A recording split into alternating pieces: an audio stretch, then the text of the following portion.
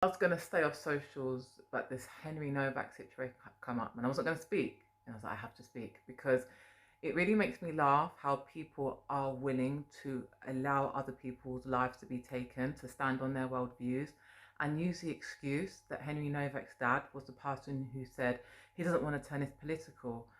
Henry Novak's dad is grieving, and when you're grieving, you say many things that don't always line up with reality and how things are going to pan out, because the situation that's happened with Henry Novak is a systemic one.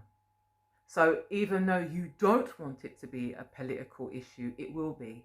And you don't really know why Henry Novak's dad said that. And due to the violence of the left, he could be saying it just to protect his family, because if this blows up and the spotlight is on him, we do know how violent the left can be, because the problem is they're using the statement that Henry Novak's dad used as a way of passing the buck, because they've got blood on their hands.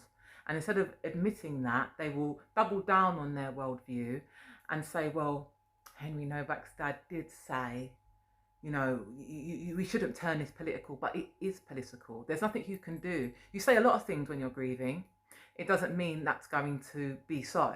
I heard one guy say, if anybody still supports Nigel Farage by making this situation political after Henry Novak's dad insisted it wouldn't be, there's something wrong with you mentally, you're deflecting. Because fundamentally, it's your vote that has now got more blood on your hands, and it's going to keep happening.